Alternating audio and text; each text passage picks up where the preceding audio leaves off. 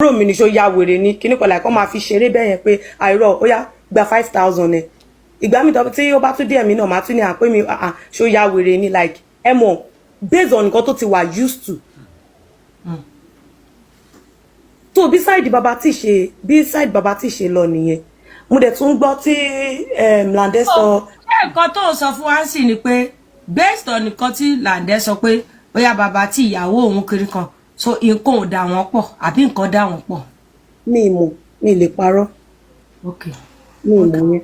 But ilé ẹni everybody sùn lálẹ́ truth or dare yẹn. Ilé mi kọ́ àwa èmi lọ kí baba tí ń lé ni èmi mú dẹ̀ pé baba tí ní pé àmúwà ládùúgbò yín o because èèyàn mi ni wọ́n àjọ máa wà dáadáa mo dẹ̀ pé wọ́n pé àmúwà ládùúgbò mo fẹ́ wá kí yín kódà wọn mọ̀ bóyá mọ̀ mú yàn bọ̀ wọ́n dẹ̀ ní kí n wá so bá dẹ̀ ṣe lọ nìyẹn so èmi ò mọ̀ bóyá ó ní anything in mind pé bóyá mi mọ̀ bóyá ó dẹ̀ ti. àtúrí because I rí FYP tí fídíò yẹn wà lọ́wọ́ mi tọ́rẹ̀ baba tí kan sọ pé baba tí pé òun ó sọ fóun pé lálẹ́ ọjọ́ yẹn gan everybody jọ ẹjọ́ wà pé gbogbo yín jọ wà ìwọ òun àti dára pé gbogbo yín jọ sùn àbí nǹkan kan ṣó lè bá wa tàn mọ́lẹ̀ sáàrin yẹn.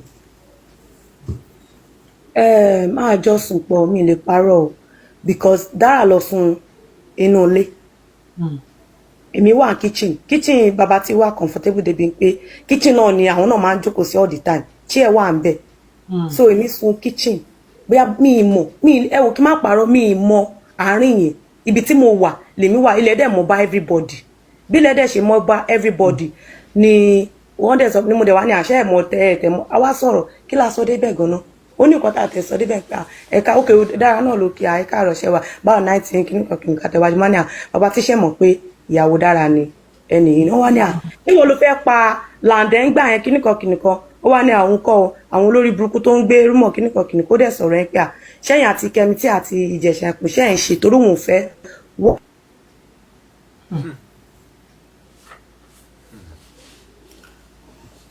guys double tap. ṣáà wọn fẹ́ máa kàkiri àbí àmúrúfà kí ni ìjọ tó wà ń bẹ̀ bọ́rọ̀ tí wọ́n ṣe lọ nìyẹn. má wọrí bọ́ everybody jọ súnlé baba tí wọ́n jú ni lọ́jọ́ yẹn ẹ̀yin mẹ́tẹ̀ẹ̀ta.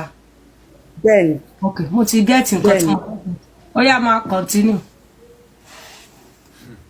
so mo dẹ̀ tún mo gbọ́ tí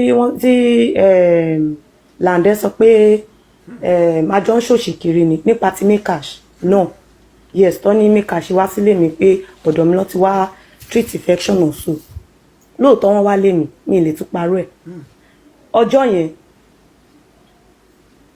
mo wà nílé dára ó pè mí ìgbà yẹn wọn àti mekash yẹn wọ́n ti ń ṣe business aṣọ because mekash fẹ́ ṣe show kan so wá ṣe meet and greet meet Dara with friends aṣọ yẹn ló máa fi wọlé so Dara náà ń taṣọ ní side tọ̀dọ̀ ẹ̀ wọ́n dẹ̀ jọ ń taṣọ yẹn along the line ó dẹ̀ wá sọ́dọ̀ mi ó ní à pé ṣé mo wà lé mo dẹ̀ ní mo wà lé ó dẹ̀ wà kò ṣẹ̀ṣẹ̀ máa wá sọ́dọ̀ mi à ń ṣàjòjì ara wa ó dẹ̀ ṣe wá sọ́dọ̀ mi ìgbà tó di bí nǹkan bí ọ̀sán yẹn ló wá sọ́dọ̀ mi mo lọ sọ́jà mo lọ ra nǹkan bẹ̀ because kò sọ bẹ́ẹ̀ ń lé ìjọ́ kejì mo lọ sí location mo ní location ní ọjọ́ kejì pé kí n bá mọ̀ mi sí ọbẹ̀ kí n tó lọ bí wọ́n yóò dẹ̀ ṣe dé ó ní àwa ń sọ̀rọ̀ aṣáà ń sọ̀rọ̀ bí aṣọ yẹn ṣe ń lọ pé ẹ wò bá mi taṣọ kìnnìkan aṣáà ń sọ̀rọ̀ mo ní àmá bínú mo busy àwọn tí mo mọ̀ náà lọ máa bá wọn ní kọ̀ọ̀kan because èmi náà ní brand tèmi Mary Good Fashion Hub náà ni mo ní brand tèmi pé so tèmi náà bá gbé tèmi dọ́dọ̀ wọn kí ni mo fẹ́ sọ fún wọn pé aṣọ wo mo fẹ́ lẹ́yìn ìgbà tí bá ti gbé tìwọ́ dọ́dọ̀ wọn kí lèmi náà fẹ́ sọ fún wọn pa tèmi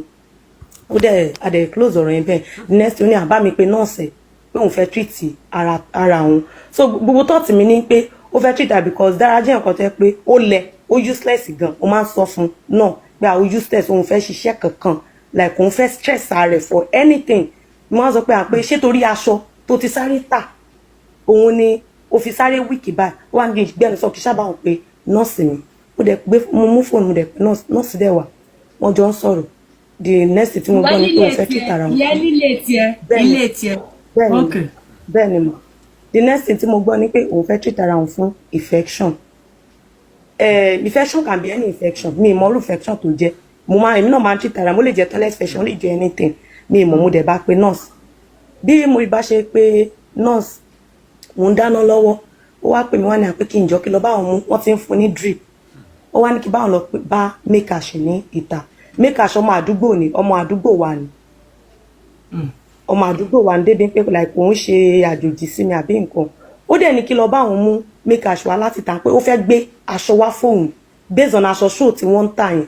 Mo dẹ̀ lọ mo wá sílẹ̀ gbà tí mo tẹ̀ mú bọ̀gọ́ mẹ́rin ní à pé ta ni ẹni yìí mo ní à pé ọ̀rẹ́ wa ni pé a fẹ́ ṣe skit mo tẹ̀ sọ fún mi pé a fẹ́ ṣe skit kékeré kan ni. Ó dẹ̀ wọlé bọ́dẹ̀ ṣe wọlé from there mo ń dáná lọ́wọ́ mo wá ń gbọ́ pé wọ́n fẹ́ pé Mekash náà fẹ́ treat rẹ̀ fún infection. Bí mi dẹ̀ ṣe wá wọlé mo rẹ̀ ní pé ẹni Iyawo Lande ex Lande dára ló sọ pé okay Mekash wọ́n náà wà sọ́dọ̀ tiẹ̀ ìgbà tí nọ́ọ̀sì ti wà ń bẹ̀ ó wá pé Mekash pé kó máa bọ̀. Irọ́ mi ìmọ̀ bóyá ó pé kó máa bọ̀ bọ́ nǹkan tó sọ fẹ́mi pé kí n lọ bá òun pàdé ẹ̀ ta pé ó fẹ́ gbé nǹkan wá fóun ó fẹ́ gbé aṣọ wá fóun mo wá lọ fi mu wá nǹkan tẹ́mi fi mu wá fún inú ilé nìyí. So the next thing ìgbà tí wọ́n tó dẹ̀ dénú ilé story change ó ní Mekash náà fẹ́ treat ara ẹ̀ fún infection nọ́ọ̀sì yẹn ló ń bá sọ kò ń ṣe mí èmi kàn ń gbọ́ nínú ilé bó ṣe ń sọ mo wá wọlé mọ́nà àwèrè kí ló dé tẹ́yìn méjèèjì fẹ́ jọ treat ara yẹn fún infection pé ẹ ti jọ gbé nǹkan àbí mo ṣáà fi ọ̀rọ̀ yẹn ṣeré nọ́ọ̀sì yẹn wá ń rẹ́rìn because bí ó ṣe ń treat nọ́ọ̀sì yẹn like ó tẹ̀ túra lẹ̀ tí nọ́ọ̀sì yẹn wá wọn pé like ọ̀rọ̀ yìí ò yé nọ́ọ̀sì yẹn mo wá sọ fún nọ́ọ̀sì yẹn pé alábòsí ni iṣẹ́ máa sọ pé ẹ̀ mọ̀ pé Iyawo Lande ni ó wá ní kí lóun fẹ́ sọ nọ́ọ̀sì lòun pé tí kóun wá treat kóun dẹ̀ lọ ni mo ní àyíngọ́ ẹ̀ lè báyọ̀ sọ wọ́n á fi ṣe ń kà ẹ̀ lè bá sòótọ́ ọ̀rọ̀ ẹ̀ rí ẹmọ Lande o ẹ tún mọ àlè ẹ̀yin náà lẹ ń treat ọkọ lẹ máa treat ọkọ lẹ tún treat àlè tí mo fi wá ṣeré bẹ́ẹ̀ yẹn wá ní kí lóun fẹ́ nọ́ọ̀sì òun ṣàṣọ̀rọ̀ kàn rẹ́rìn tiẹ̀ ni ọ̀rọ̀ yẹn dẹ̀ lọ bẹ́ẹ̀ ó dẹ̀ treat Mekash bí mo ṣe dáná tán everybody jẹun ìgbà tó wá di bí nǹkan bíi ó gba drip yẹn wọ bí nǹkan bíi after 8 alẹ́ Mekash náà ṣì wà ní ọ̀dọ̀ wa so adẹ̀jọ́ ń sọ̀rọ̀ tó bá ṣàjọ ń sọ̀rọ̀ business àṣemí fi wọ́n lẹ̀ sí available one ní around àdúgbò like gbogbo wọn ó ti book ó wá ní hòtẹ́ẹ̀lì kan tó wà ní tòsí ilé wa so hòtẹ́ẹ̀lì tó wà ní tòsí ilé wa yẹn àwa jọ lọ síbẹ̀ hòtẹ́ẹ̀lì yẹn wá jẹ́ 15,000 ọ̀rọ̀ tí mo sáré tí wọ́n àbí nǹkan bíi bóyá bíi after 10 ṣá mọ tí mi ṣáà ń pè mí pé kí n rọra rìn lóru wọ́n ní òrò fẹ́ ké o obìnrin ni mí o kíníkan bí mo ṣe gbọ́ pé wọ́n ní òrò fẹ́ ké yẹn máa ní lè máa rìn kiri mọ́ ẹ já lọ sí hòtẹ́ẹ̀lì tó wà ní ẹgbẹ́ ilé wa ìka lọ wo price hòtẹ́ẹ̀lì adẹ̀dẹ́bẹ̀ wọ́n ní 15K Mekash dẹ̀ ní ilẹ̀ ti mọ́ already pé òun ò lè pé báwo lo hòtẹ́ẹ̀lì kò wọ́ọ̀tì 15,000 lóòótọ́ mo dẹ̀ rí mo ní lóòótọ́ kò wọ́ọ̀tì pé 15,000 báwo pé ṣe lè gbé lẹ́yìn 10,000 wọ́n ní rárá bó dẹ̀ ṣe sọ̀rọ̀ yẹn tí mẹ́rin sọ pé òun fẹ́ ọlọ́mọ ayẹ kárí kò ṣe dáadáa mo ní òkè ṣe bí kílẹ̀ ti mọ́ ni ẹ wá lọ sùn tílẹ̀ bá dẹ̀ ti mọ́ ni kálukú adẹ̀ gba ilé ẹ̀ lọ adẹ̀jọ wá sílé àwa sùn bá dẹ̀ ṣe sùn sínú ilé tilẹ̀ tọ́lọ́ dára ní àkí wá sùn sí inú ilé mo ní báwo ni àwa mẹ́tẹ̀ẹ̀ta ó ní ká wá jọ sùn sí orí bẹ́ẹ̀dì kan náà mo ní báwo làwọn mẹ́tẹ̀ẹ̀ta ṣe máa núra sí orí bẹ́ẹ̀dì pé kò make sense pé èèyàn sùn pálọ̀ ń tèmi mo dẹ̀ sùn pálọ̀ ọ̀dọ̀ wa ń bí báyìí so ìgbà tílẹ̀ dẹ̀ mọ̀ èmi ti múra location tèmi ìgbà tílẹ̀ mọ̀ nọ́ọ̀sì yẹn ó ti jí wá láàárọ̀ ọjọ́ kejì because ìgbà tílẹ̀ mọ̀ ni mo wá tó mọ̀ pé 5 days lọ́ fẹ́ fi treat ara wọn fún infection yẹn so nọ́ọ̀sì yẹn dẹ̀ wá ní ó dẹ̀ ń treat ó fún wọn ní abẹ́rẹ́ èmi ti múra location monitor mo ti ń lọ sí location tèmi o mo ní mo ti lọ sí location tèmi mo dẹ̀ okay mi ò padà lọ mo jáde mi padà lọ location yẹn mọ́ wọ́n change date pé kí n wá ńjọ́ kẹta èmi wá jáde ń tèmi so ìgbà tí màá fi dé ó ti tó bí ọwọ́ ìrọ̀lẹ́ wọn ì tí ì lọ ṣe mọ̀ mọ́ àwọn pé wọ́n á pè mú ní àǹfà pé kí ló ṣẹlẹ̀ ó ní ẹ pé ẹ máa lọ sìn pé Mekash gan lọ sí Èkó ní tilẹ̀ tọ́nà ẹ̀dẹ̀jọ jáde lọ́jọ́ tá à ń sọ ìwọ àti ẹjọ́ jáde èmi náà dẹ̀ lọ sí location mi ì tí lọ location gan nírọ̀lẹ́ ọjọ́ yẹn náà ní ẹjọ́ jáde ẹ tún padà wọlé padà máa ní àkí ló ṣẹlẹ̀ ó ní ó ń dúró de nǹkan gbádàwó kan ìjọ kejì yẹn ó ti bọ́ síjọ́ Sunday kò tẹ̀ mọ́ èmi gan. gbogbo ìgbà tó ń treat infection lè tiẹ̀ ibo ni Lande wà nù picture ṣé Lande máa ń pe ìyàwó ẹ̀ pé bolo ibo ni Lande because tí ìyàwó ilé bá kúrò lábẹ́ ọkọ ẹ̀ fọjọ́ 5 ibo lọkọ wà bí ò gbọ́ Lande nù gbogbo story yẹn ibo ni Lande wà. Lande ò sí lọ́dọ̀ mi wọ́n máa ń bára wọn sọ̀rọ̀ máa ń pera wọn ó jẹ́ kí Lande mọ̀ pé ọ̀dọ̀ mi ni òun wà. so ìgbà tó dẹ̀ di ọjọ́ yẹn bọ́ síjọ́ Sunday mọ́mì wá pè mí yes mo lè rántí ìgbà tí mọ́mì jí jáde láàárọ̀ mọ́mì wá rí pé ó bọ́ra sílẹ̀ ó bọ́ra sí òwò sílẹ̀ so bọ̀bọ́ yẹn wá wà nílé mọ́mì wá pè mí pé aṣọ ya wèrè ni irú nọ́sẹ̀nsì wo ni Dára ń ṣe yìí pé ṣé ẹ mọ̀ nǹkan tí ẹ̀ ń ṣe ṣá mo ní kí ló ṣẹlẹ̀ wọ́n ní ṣé Dára kọ́ ló wà níwò pẹ̀lú ọkùnrin yẹn mo ní à pé ọ̀rẹ́ wa ní pé kí náà ní à ṣé mo mọ̀ nǹkan tí mo. àti mọ́mì ẹjọ́ ń gbé ni bẹ́ẹ̀ ni mà. okay. tó wọ́n ní ṣé Dára ló pé Dára kọ́ ló wà pé irú nọ́sẹ̀nsì wo nìyẹn ní pé tí ò bá yẹn pé àrífín èmi lórí láyà mo gbé ọkùnrin wálé àwọn Dára náà kò kí ẹ̀ kò tijú àwọn kò sọ pé kíni òun náà gbọ́kùnrin wá ọkùnrin yẹn náà tún wá mọ́jú débi pé ó máa sùn sílé òun mọ́jú ó tún wá láyà ó rí òun ó because ó rí mọ́ sí mi ó kí wọn wọlé ipò tún wá ń ṣe ìranù ní inú ilé àwọn sọ́fẹ̀ mọ́ni àpẹ má bínú pé àkòdè wá bọ́ pé ó bo ara pé wọ́n ń treat ara wọn mi ṣáà bí mo ṣáà sọ̀rọ̀ ẹ̀ mọ́ mi ṣáà sọ̀rọ̀ sí mi ṣáà mo kúrò wájú wọn mo dẹ̀ wá sílé mo wá báyìí mo ní ara nǹkan tí mo máa ń sọ fún ẹni lóyìn pé nǹkan báyìí ni mọ́ mi sọ báwo lọ́ọ̀dì wọ́n náà ṣe máa ṣí ara pé gbogbo nǹkan báyìí ni mo dẹ̀ ń sọ pé mi ò fẹ́ wàhálà because Dára ti ń feel bí pé mo ti ń sọ fún before this pé ìwà àtẹnitẹjọ́ rìn yìí ó ti ṣẹlẹ̀ fi ẹni yìí lẹ̀ èmi ò mọ ss mi mọ nǹkan tí ẹni yìí offer ó ní ó ń bá òun plan life bí ọkọ òun ò bá òun plan life kankan kìnnìkan ó dáa ó ṣe gbá ó ṣàwọn ní plan life nínú kíni ìjọ òun lẹ ti mọra tó ti ń bá yín plan life because ọ̀tọ̀ nìkan tí ọ̀rọ̀ bọ̀bọ̀ yẹn gan ó wọ́n wíwá bákan ọ̀tọ̀ nìkan tó sọ fún mi ọ̀tọ̀ nìkan tó tún wá sọ mo ṣáà sọ ọ̀rọ̀ bẹ́ẹ̀ yẹn mo wá lọ ìjọ́ kẹta mo wá lọ sí location mo èmi náà lọ sí church wọ́n ní ààbò ní church àwọn náà gba church lọ mi ìdẹ̀ lè máa lé ń pé kó jáde mo fẹ́ jáde mi ì lè lé mi kò ń lé mi ń lé mi ń lé mi bí mo dẹ̀ gbogbo tó ti mi pé tí bá tó bá ti ṣe tán ọmọ máa lọ ní ọjọ́ yẹn èmi dẹ̀ gba location lọ mo dẹ̀ pé ó dẹ̀ pè mí nìyẹn kó pè mí gan ó ní òun délé tí wọ́n tilẹ̀kùn àmọ́ níbi àmọ́ èmi ti ilẹ̀kùn nìyẹn òun náà ti understand wọ́n dẹ̀ padà tó fi padà lọ fi lọ ní ọjọ́ yẹn tó ìgbà tọ́rọ̀ wá ṣẹlẹ̀ tíjà wá ṣẹlẹ̀ ní Lande wá pè mí pé tó ti wá ṣépè fún mi pé olórí burúkú ààrẹ ìyàwó mi wá sílé ẹ kíníkan mo ní àìní sùúrù ní pé Dára sọ pé ilé tèmi lòun ti kó infection máa ní irú ọ̀rọ̀ wọn tún ni elé mi ò tún sọ̀rọ̀ mi ò sọ anything ìgbà tó yá Lande tó wá pè mí pé ní pé mo máa burú pé ìkà ni mí ní pé so ìyàwó òun gbé ọkùnrin wá sí ilé tèmi mi ò tún sọ fóun mo ní ẹ gbà mí mo ní bolẹ tí ń gbọ́ àwọn oríṣiríṣi information tí wọ́n fún yín débi pé àyà tèmi gan ti wá ń já pé àbírú wàhálà wo ni eléyìí ó dẹ̀ ní Lande dẹ̀ mo ní pé ọ̀rọ̀ orí bẹ́ẹ̀ o ìgbà tó tẹ̀ tó wá kó infection lè tèmi mo ní ilé tèmi kọ́ ló ti kó infection since ẹ ti gbọ́ tí ò dẹ̀ ṣẹnu mi lẹ ti gbọ́ báyìí lọ̀rọ̀ ṣe ṣẹlẹ̀ lóòótọ́ wá sílé mi lè parọ́ at the same time aṣọ ló ní bọ̀bọ̀ ìfẹ́ gbé wa àwọn méjèèjì dọ̀ treat ara wọn fún infection ọjọ́ tó wá sílé mi ló treat ara ẹ̀ fún infection kò tí wọ tọ́lẹ̀tì tó mo ní ẹ̀yin náà dẹ̀ mọ̀ tọ́lẹ̀tì mi ò ń dọ̀tí ilé mi ò ń dọ̀tí débi pé ẹ máa sọ pé ẹ fẹ́ kó infection so kò wá yé mi ni wọ́n sọ pé so gbogbo bí Dára ṣe wà nílé tèmi yẹn make ṣì wà bẹ́ẹ̀ mo ní bẹ́ẹ̀ ni mi lè parọ́ because ẹ ti mọ̀ already ó ní so àwọn tún send owó fún Dára pé Dára sọ pé òun kó infection lé mi àwọn tún send owó sí wọn wọ́n nílò ní nọ́ọ̀sì fi treat àwọn méjèèjì mo ní 25,000 lọ́ní so àwọn làwọn tún send owó táwọn méjèèjì jọ fi treat ara wọn mo dẹ̀ ní mo ní ọ̀rọ̀ ilé èmi ò mọ̀ kò yé mi lè parọ́ lọ́dẹ̀ bẹ̀rẹ̀ sí sọ̀rọ̀ sí mi lọ́dẹ̀ bẹ̀rẹ̀ sí ṣépè fún mi pé àjọ rìn nǹkan ni mo á fi gbé bible yẹn dà mo ní bible lélẹ̀ àdàbí tó bá yẹ pé àtijọ́ tí ẹ̀yin àtìyàwó yín ti jọ wà mo introduce ẹ̀ sí ọkùnrin ìyá ọgbà tí èmi àti Dára bá jọ jáde fine girl ni wọ́n máa ń sọ pé Mary ta ni ọmọ yìí kí ni.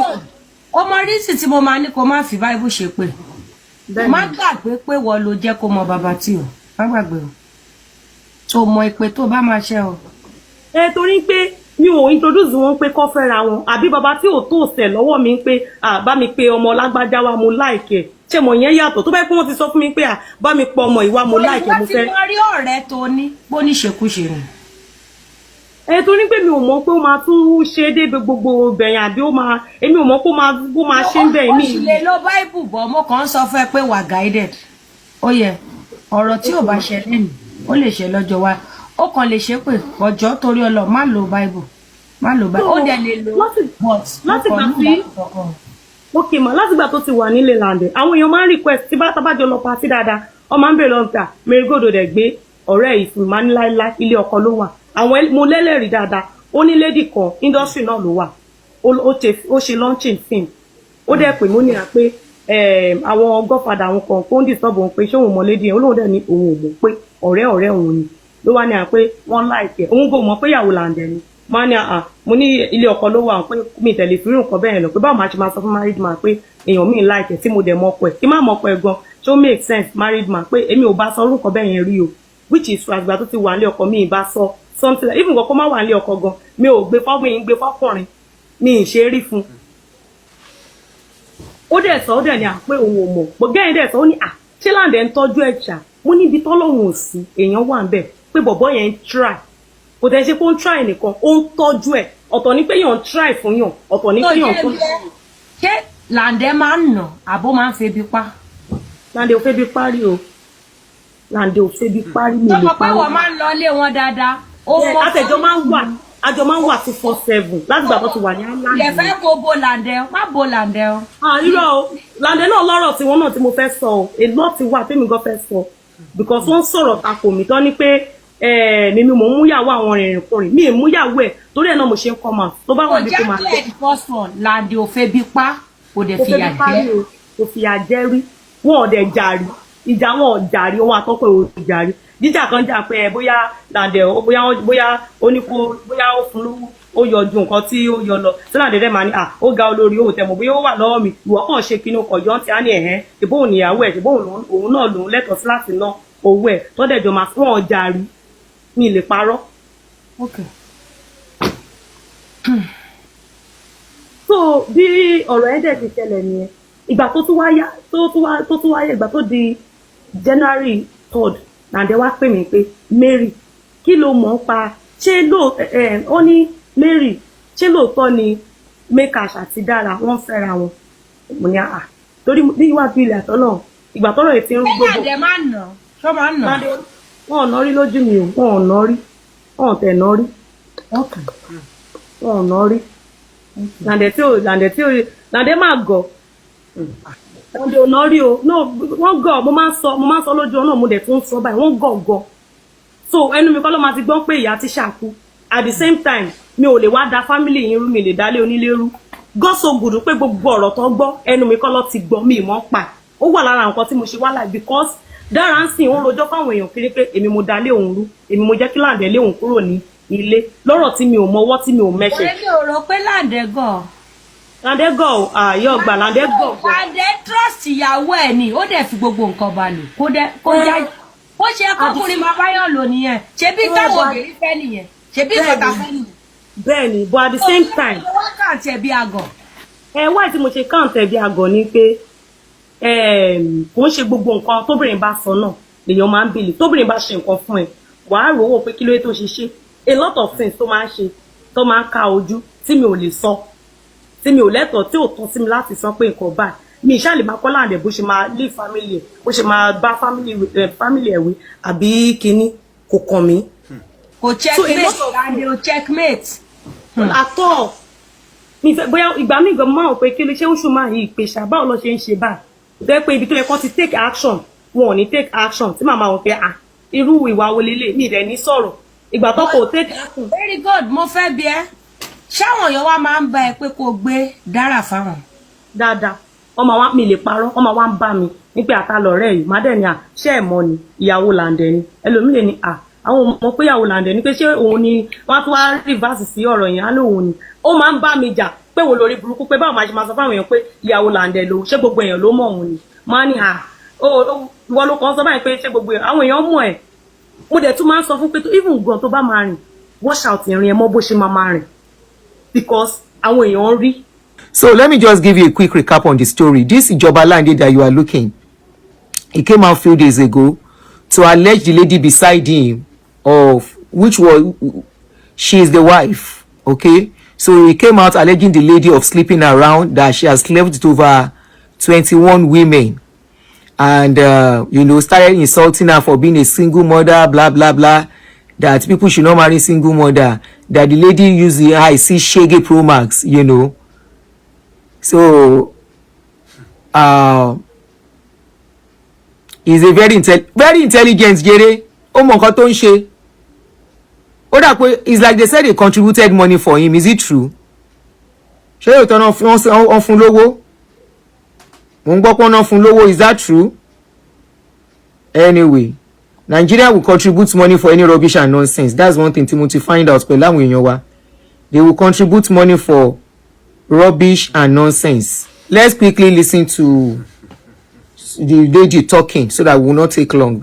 Asiri Lande sef na bado. Bado. Correct bado.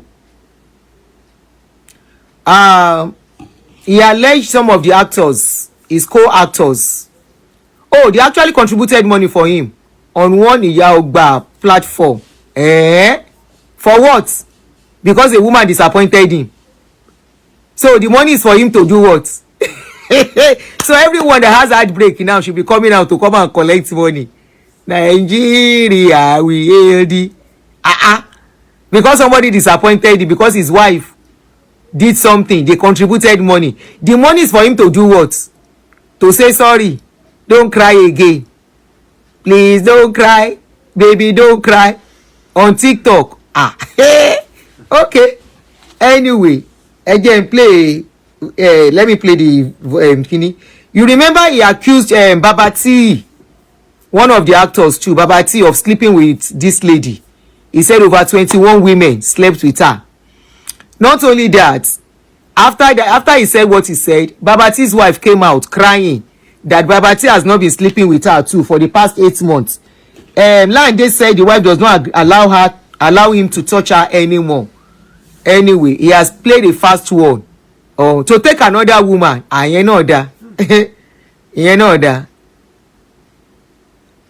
She left him with only 7,000. That was what he said. So he's not working again. Everyone should be coming out then when they have disappointments. When you then break your heart, come out and say, I have disappointment. Oh, I don't have money in my account. Oh yeah, oh, they don't break my heart. Then you raise money. When there are people in hospital that need money, when there are people, genuine people who really need money. Anyway, we cannot talk too much. 21 men, sorry. 21 men, no sleep pẹ̀lú ẹ̀. Let's listen to what Babati said. Then we'll now listen to what the lady from Libya said about Lande. Unfortunately, ó ti gbowó. Àgbà olóṣó tó ti bá gbogbo everywhere jẹ́, tó ti ṣolóṣó ní China, tó ti ṣolóṣó ní gbogbo according to the scripture.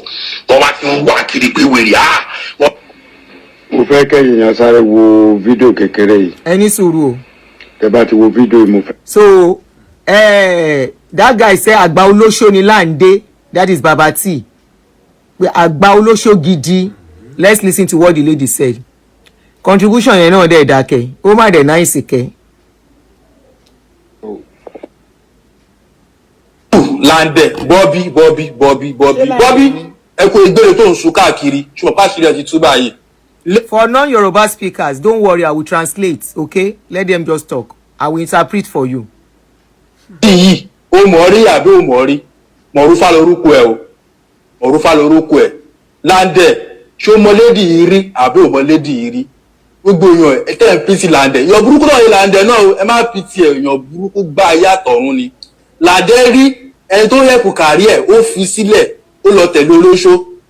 Nǹkan tójú Lande wá káàkiri lórí ẹ má pìtì rárá nǹkan tójú ẹ wá lórí wá ń sọ pé gbére pé wọ́n ń dúyàwó ẹ káàkiri báwo wọn ṣe ní dúyàwó ẹ pàtó lọ́wọ́ fún ẹ níyàwó gidi tó filẹ̀ tó tẹ̀lé olóṣó lọ kí tó lè sẹ́ni tì lórí ọ̀rọ̀ yìí ẹ kọ́ gbọ́ first note lédi yìí. Ohun tí Lande ṣe ló ń gbà tẹ̀sí ló ń gbà ṣe rí gbogbo ọ̀rọ̀ Lande yìí kò lè dùn ní ẹnu mi àdúgbò tá à ń gbé tẹ́lẹ̀tẹ́lẹ̀ kó tó di pé èmi travel ẹni mi bá fẹ́ ẹ lọ kẹ́ ti lọ confam níbẹ̀ ẹ ti understand nǹkan tí Lande ṣe fún mi ló ń lọ yẹn wọ́n dẹ̀ ní àwọn àgbámọ́pò pé Ọlọ́run tí John ló ń pẹ́ kó tó múyàn ti sin wàràwàrà ló mọ́ ṣe. Ká má kémẹ́lì. Meanwhile ní 2019 èmi wà ní travel èmi àti Lande pàdé ní Facebook. Ọ̀rẹ́ Lande ni mo kọ́kọ́ mọ̀. Ọ̀rẹ́ ni mo kọ́kọ́ mọ̀, wọ́n pè yẹn ní alẹ́ lágbà. Lande sáà já kì í mọ́ ọ̀rẹ́ rẹ̀ yẹn lọ́wọ́ pé kò sí wàhálà pé ọ̀rí òun ti bá ọ̀rí òun sọ̀rọ̀ pé kí n má wọ̀rí. Mo dẹ̀ pé ọ̀rẹ́ rẹ̀ yẹn náà ní kí n má wọ̀rí. Èmi àti ọ̀rẹ́ rẹ̀ yẹn ní kí n má wọ̀rí. Ìgbà tó ní kí n má wọ̀rí, èmi àti Lande ṣáàjọ ń sọ̀rọ̀ ṣá. Lande is not mumu, he knows what he's doing. Ní wà ń gbà yẹn ní 19 ni. Ó wá pè mí, ó wá nígbà wo mo wálé.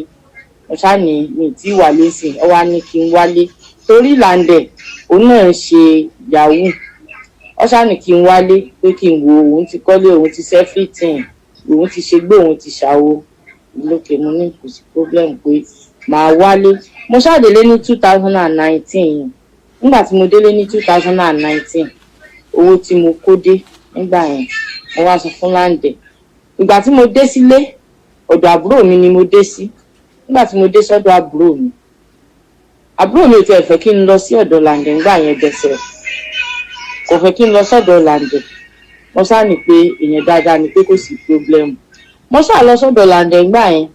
Ìgbà tí mo dé ọ̀dọ̀ Lande, mo wá sọ fún pé mo kówó dé owó tí mo kówó dé yẹn mo fẹ́ fi bẹ̀rẹ̀ business mi. Lande wá sọ fún mi pé mo bẹ̀rẹ̀ business o pé this is another lady. Kí n mú owó yẹn kí n travel padà. Mo wá ní pé ìlú wo mo wá fẹ́ travel lọ padà. Ó wá ní ìyáfẹ́ òun kan wà ní ilé báyìí pé a lọ bá woman yẹn máa bá wa ṣe, ẹni tó bá woman yẹn ṣe Amẹ́ríkà, ó máa bá wa náà ṣe Amẹ́ríkà táwa náà fi máa lọ. Ṣe Amẹ́ríkà, ó máa bá wa náà ṣe Amẹ́ríkà táwa náà fi máa lọ Amẹ́ríkà wọn. Mo lókè pé kò sí problem, nǹkan tó bá ti sọ náà ni pé but tí n bá fẹ́ ṣe bẹ́ẹ̀ yẹn, èmi àti ẹ náà lájọjọ máa lọ sí ọ̀hún yẹn. Àjọ travel lọ sí Amẹ́ríkà. Ọlọ́run àkóbìnrin yọ. Aṣáàdọ̀dọ̀ woman yẹn. Even woman yẹn náà, ọ̀rọ̀ tí mò ń sọ yìí, woman yẹn náà ó lè sọ̀rọ̀ sí. Mo lè fún yín nọ́mbà woman yẹn l'Amẹ́ríkà kẹ́ ẹ pé kẹ́ ẹ gbọ́rọ̀ lẹ́nu woman yẹn náà. Woman yẹn, aṣáàdọ̀dọ̀ woman yẹn, gbàtà àdọ̀dọ̀ woman yẹn. Àbá kálàyé asọ̀rọ̀ fún woman yẹn bá ní pé kò sí wàhálà. Òun máa pe Ọlámídé ló ń bá wa ṣe físà yẹn. Òun máa pè é tóun bá ti pè olóbò náà ṣe tòun, òun máa pè ó ṣàpè máa yẹn. I will translate, I will interpret Raymond. Ọ̀sán ní passport àwa méjèèjì kọ́ gọ́sọ̀gbù Lande ní passport ń tẹ̀, èmi náà lọ sí passport mi. Òun jẹ́ Ganiyu Kẹ́hìndé Mọ̀rúfù, èmi ń jẹ́ Ganiyu Mọ̀rúfà Ọmọríléwá. Even till now, orí passport mi bí mo ṣe ń bá yín sọ̀rọ̀, orúkọ bàbá ẹ̀ ló wà lórí passport mi. Débi pé mo fẹ́ ṣe passport mi ìsìn, wọ́n ní màá ṣẹ̀ṣẹ̀ lọ Àbújá, màá lọ change orúkọ Lande kù ń bẹ̀. Máa yẹn ó sàmù mi lọ bí tí màá ti ṣe passport àjọlọ náà ni àti Lande àti passport mi tán. Nígbà tí passport mi tán, a ṣe everything tán. Nígbà tá a ṣe tán, máa yẹn gbowó físà fí lọ́wọ́ wa, ó la máa san, mo ti gbàgbé iye tó la máa san. Mo ṣàdá tàwa méjèèjì mo dálẹ̀. Nígbà tí mo dá tàwa méjèèjì lẹ̀, bá a ṣe tẹsẹ̀ bọ̀ nìyẹn, wọ́n ní 2020 a máa lọ sí embassy. Ṣé ń gbọ́ o? Embassy ó yẹn ọgbọ́rọ̀ lẹ́lẹ́nu wa. Nígbà tó gbọ́rọ̀ lẹ́lẹ́nu wa, àṣà òyìnbó yẹn sá lóhùn lè fún, ó sáàdì náà ó lóhùn lè fún wa ní físàsà. Àti bẹ́ẹ̀ ní Lande ló ti ń pe obìnrin míì. Ṣé ń gbọ́ṣẹ́? Ní ìmúbìnrin tó ń pè o, ọ̀rẹ́ rẹ̀ kan bá wa lọ, wọ́n ń pè yẹn ní Bánisọ. Àti bẹ́ẹ̀ gbogbo owó tí mo sá kò dé ó sá wéèsì. Ìgbà tó wọ́n yẹn wéèsì kódà níwàá kó tó di pé a máa lọ embassy yẹn, késẹ̀tì Lande kan jáde, wọ́n ń pè ní ìjọba Lande. Késẹ̀tì yẹn ó lọ́ǹtì késẹ̀tì yẹn, a pè yìí ọ̀gá ńlá gbogbo owó tí nígbà yẹn púpọ̀ ní owó yẹn náà èmi ni mo sọ ni mo kó lẹ̀ bí àwa bí físà travel ṣe wá bọ́ sí mọ́ Lande sì change nìyẹn lódì kọ́ lọ kó mọ́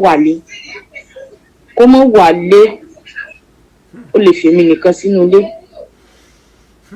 ìjìdòdè bí pé ó lè fi èmi nìkan sínú ilé inú gbó ìdẹ ní ilé bá dẹ̀ tó bá ṣẹ̀ṣẹ̀ wà níbi ilé ọ̀dọ̀ ẹ̀sìn lókù inú gbó ni ilé yẹn bí ilé yẹn ṣe bí ò ṣe sẹ́nì kankan igbó lọ́tún igbó lósì igbó wájú igbó láàrin èmi nìkan ni màá sùn ilé yẹn. ṣé ń gbọ́ ṣe. èmi nìkan ni màá sùn ilé yẹn. ìgbà tí ọ̀rọ̀ yìí ṣe pé ọ̀tá mi fẹ́ kú sínú ilé Lande ó ti jáde lọ a ti jẹun níta á fèmí lẹ̀ sínú ilé mo lè mọ́ jẹun látàárọ̀ jìnlẹ̀ sùn èmi á tún mọ ptm á tún mọ bò ó tí mo bá jáde síta táwọn èèyàn bá ní mo ṣe mo ti jẹ màá ní mo ti jẹ ìgbà tó bá wá dé ló ṣẹ̀ṣẹ̀ mọ sọ fáwọn yẹn pé olórí etí ìjẹun o kò tí ì jẹ nǹkan kan kí ló dé tó jẹ màá wá sọ fún un pé ṣé gbogbo ọ̀rọ̀ náà ni màá mọ̀ sọ síta pé mi tí jẹun ìgbà tí mo ti Líbíàdé tí mo wá sínú ilé Lande ó fẹ́ gbé mi wá nínú ilé ẹ̀ ó ní torójú ti òun pé bẹ́ẹ̀dì tó ní inú ilé gan ó ti já mọ́lẹ̀. ẹ̀yin obìnrin ẹ máa kọ́gbọ́n o listen very well o. I will tell you what is behind this kind of thing. kí a lọ wọ́n tó jẹ́ ká mọ sanwó náà tẹ́lẹ̀ ilẹ̀lẹ̀ ni mo sùn torí bẹ́ẹ̀dì tó nínú ilé ó ti já mọ́lẹ̀ everything ti já. ẹ wò ọ̀rọ̀ pọ̀ nídìí ìwé kọ́bọ̀ gbogbo ẹ̀ ni mo lè sọ tán tí Lande tó ṣe sí mi ló ń gbà wọ́n lọ́lọ́run ti jọ́ tó kó ló ń pẹ́ kó tó dájọ́ ti sin jẹ́ẹ̀tì ló ń lò Lande ṣe ló ń gbà kò tí ì rí nǹkan kan ó ṣẹ̀ṣẹ̀ bẹ̀rẹ̀ ni ọ̀rọ̀ pọ̀ o ẹ̀gbọ́n ọ̀rọ̀ pọ̀ but mo kàn ní kí n sọ lè kí n sọ fún yín ni. so everybody ṣe ìyá àdìgbò kan tó ṣẹlẹ̀ báyẹn sì yẹn ti pé èèyàn burúkú náà ni Mọ̀rúfù náà ó wá ń sunkún egbére káàkiri wọn ti láyàwó ẹ máa fẹ́ láyàwó ẹ pàpọ̀ lóko tó ra wọlé yìí gbogbo èèyàn burúkú náà nìwọ náà ó ti wùwà burúkú sẹ́yìn ọmọ yẹn ní pé kó bá bẹ òun ó ẹ̀ṣẹ̀ bẹ̀rẹ̀ ni ó jẹ́ lọ bẹ ọmọ yẹn. She said when she met Lande on Facebook, it was actually Lande's friend that she met. And, you know, when Lande showed interest, the friend now left her for Lande to start dating. She was in Libya then.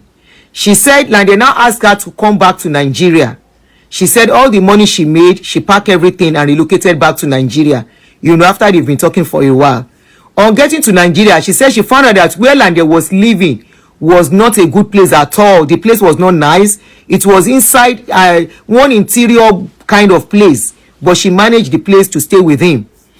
And he said along the line, Lande said they should try and relocate abroad to another country using her money. So they paid an agent to apply for them for American visa, and they went for interview and they were denied. She said immediately they were denied, Landes changed his ways. He stopped being loving and caring. He started misbehaving. As at that time, she has really spent all her money. That is just the bottom line of the story. Now, either the lady, if we cannot doubt what Lande said, we are not supposed to doubt what this lady said. Let me tell you one thing. There are some set of men now, and they are young men like Lande. I'm not saying Lande, whether he did what this lady said or not. But I got a story about 3 weeks ago that a lady called me. Let me tell you the style some of these young guys are using now. Some of them are looking for women to sponsor them. Some of them are looking for women they will use our money to spend. Some of them are scamming ladies seriously. So a lady called me and said there was this guy that she met. And the guy, you know, the way she saw the guy, it was like, big guy, this is a big guy, blah, blah, blah. And they started dating. And you know, the guy used to come to her place. She doesn't visit. Then one of the days she said, you always come, I need to come and visit your place too. And you know, she went visiting the place. She said when she got to the place, she started was like, how can you be living in this kind of place?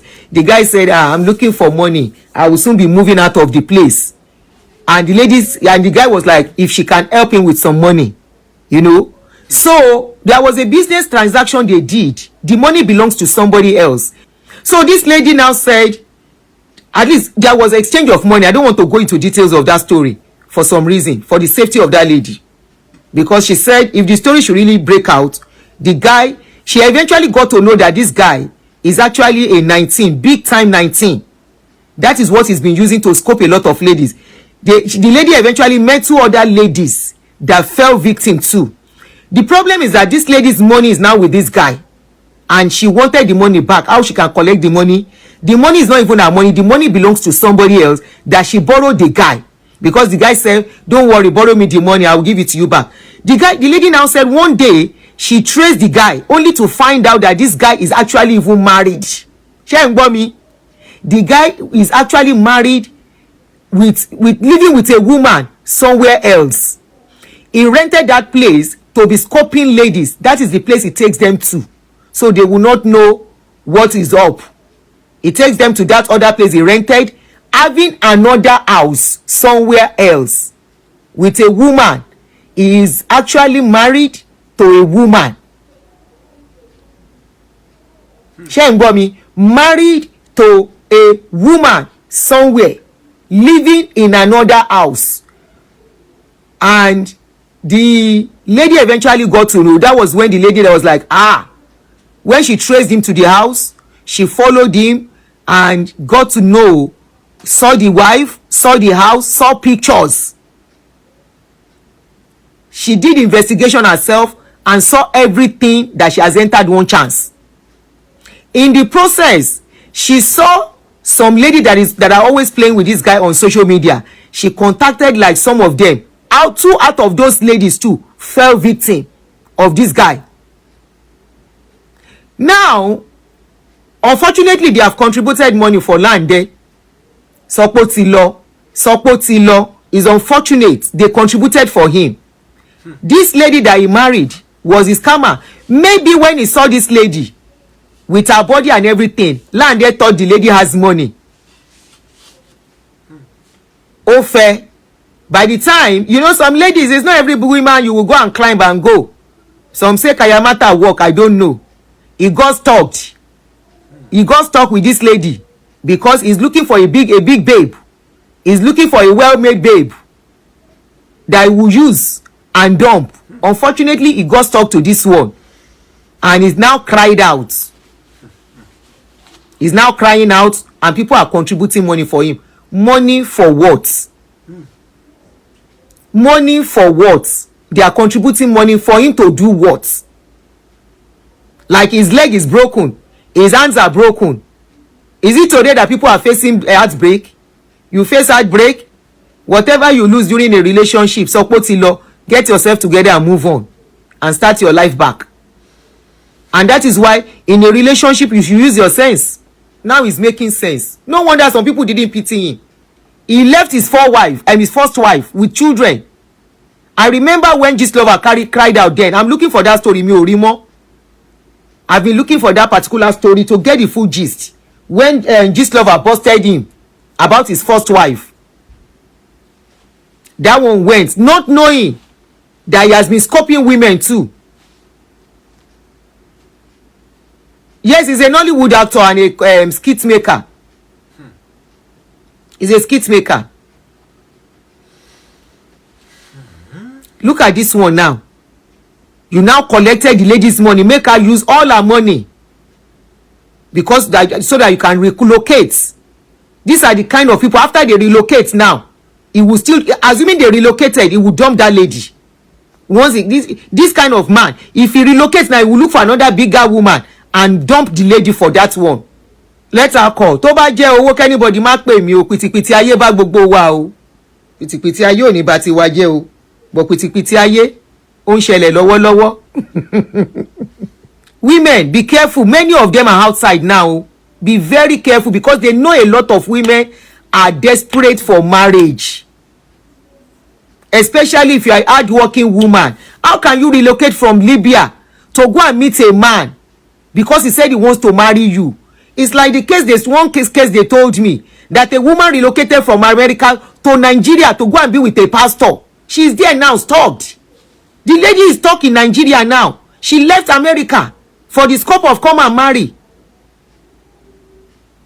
Once you see somebody, women, be careful.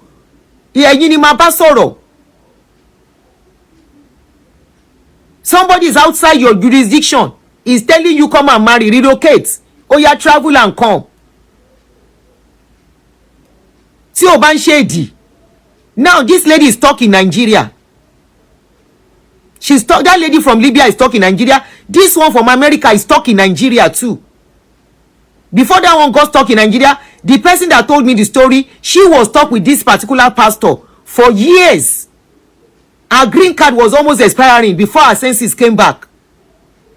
And she rushed back to America. But by then, a lot of damages has been done.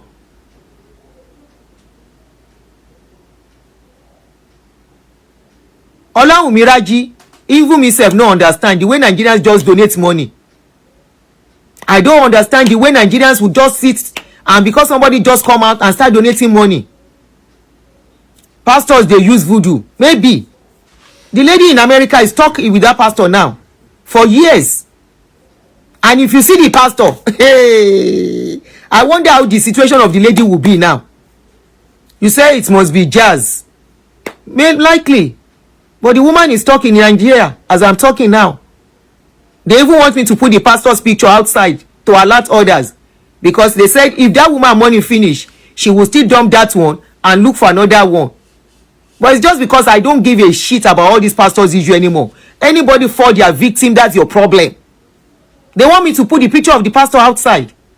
I'm not going to do that I'm not doing that anymore for anybody. The lady, they said so many ladies as fall victim of the pastor. I'm not doing that. Yeah, they don't donate for good reason. You can imagine donating because somebody has a heartbreak. When we are talking, women, don't be desperate. When you now chop breakfast, you will now start coming out. Don't be desperate. For all these men, majority of them are not good. Their intentions are bad towards women. You say, please do. Okay, maybe I will make a short video. Maybe the pastor will come out and talk whether they are lying against him. I still have the details, everything with me. I'm not interested in anybody becoming a pastor's victim anymore. That's their cup of tea. So I'm not interested in pastor's issue. If they want to fall victim, let them fall victim. Let them fall victim. Scope of come and marry is many now. Scope of come and marry. I want to marry. Be very careful out there. There are many. Somebody said a lot of them are struck with juju. One left UK to an alpha and had baby before her sense came back. This other person too has a child for the pastor. She has a child for the pastor. I have the details. Maybe like you said, I'll just make a short video and put it out there. And if the pastor think they are lying, let him come. I have the number of the woman. I will connect them. But I'm not interested in anybody falling victim of pastors. But they are just the same thing like people falling victim of romance scam. They are just the same.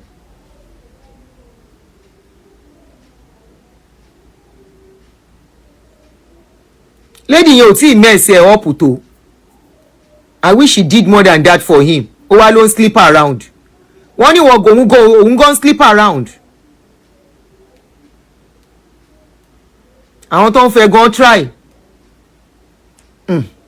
Àbúrò portable abẹ́gbọ̀n portable dẹ̀ ni. Àwọn obìnrin mi gan pàápàá. Anyway, ṣé ti rí báyìí sìn that ìjọba Lande is not even clean. How many ladies has he scammed? I wish many other ladies will come out. That's why I'm streaming on both Facebook and YouTube. I wish other women that he has scammed will come out. I wish other women he has collected money or mess up their lives will come out. Because somebody will go and marry this guy again now. Another woman will see this one and say, you don't see husband. Olawumi, that's what I thought too. He thought the lady was loaded, Bosheri. He now got stopped.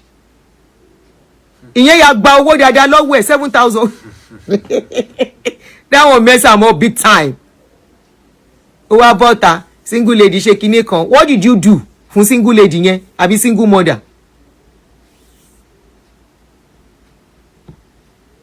Ẹ̀gbọ́n mi kí ló dé tí ẹ ò gbójú síta? Ṣé ẹ ṣe laser surgery ni? Tọ́lá get away, get out of here. Mo ṣe laser surgery ni. Ṣé gbogbo gbàdí máa gbójú síta? Àwọn kan ṣe live streaming now. Some people don't do live streaming. They just record and put it out there. I'm one of the very few doing live stream. A lot of people don't do live stream anymore because it's time consuming. It's energy consuming too. Ó lè gbé, ó lè gbà. What you sow you reap. I believe in karma. Karma came too fast. Karma came knocking. But unfortunately, people did not allow him to suffer what he did. I wish more ladies will come out. They will come out and expose him. Ó lè gbé, ó lè gbà ni. I wish more women, with more ladies, tó bá ṣe irú ẹ̀ fún will come out and expose him. I hope they will come and expose him. The money they gave to him, obìnrin náà ló yìí máa gbà lọ́wọ́ ẹ̀. Obìnrin ló máa gbà lọ́wọ́ ẹ̀ because kò yẹ kán dáwó yẹn fún. A woman will collect that money from him. He doesn't deserve to get that money. All the people he has scammed, only God knows how many. He now came out behaving like a mumu, behaving like somebody that cannot eat one wrap of bread, one wrap of akamu. I wish somebody would collect that money from him again. Nonsense. Very wicked guy. He now came out behaving like as if he's a saint, not knowing he has messed up people's lives. People keep saying, Auntie, don't pity this guy. Because me, I was pitying him. They say, don't pity this guy. Don't pity him. This guy has done more this thing. Wickedness than you can think of. I said, I wasn't following his story, but this one is so touching. They say, go and follow his story. This guy is not worth to be pity. He dealt with the first wife and his children. Nonsense. Ngba iba ṣe yama yama tán. Ẹ wá lu bí ayé yín bá wá rí bákan at the end of the day lóbìnrin ló ba ayé yín jẹ́. Ẹ ní sọ̀rìn àjò tẹ́yin náà rìn. Tẹ́ fi lọ kàn dín nínú yọ̀. You think it's every woman you mess up with? Bẹ́ẹ̀ yóò jà ẹlẹ́dẹ̀ obìnrin yẹn á jà. Bóbìnrin yóò ṣépè ẹlẹ́dẹ̀ á ṣépè fún yín. You don't mess up with every woman and you think you will go scot free. You will meet your water lumbi to expect. When you don't even expect, you will meet it. What you can't take, don't give it. What you can't take, don't give. Gigolo. Yes, join Ghana is a gigolo. It doesn't matter if he's educated. You don't have to be educated to be a scammer. You don't have to be educated to scam women.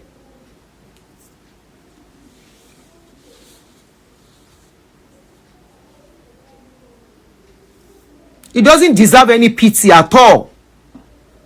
I wish many other ladies will come out and expose him. Olayinka Wodele, inbox me on Messenger. I will respond to you. Inbox me on Messenger. Shoot. And give a detailed information of whatever you want to say. Oh. The time to go back and forth is not really there. The lady wanted them to move to Banana Island. She said where he built was not benefiting enough. He put the mother-in-law in the house he built and was living in the rented house because of the plunge. Orí ẹ̀ burú. Àwọn tó dáwó fún náà lè blame. Why would they contribute money for this kind of a thing? When there are many people that really need help out there.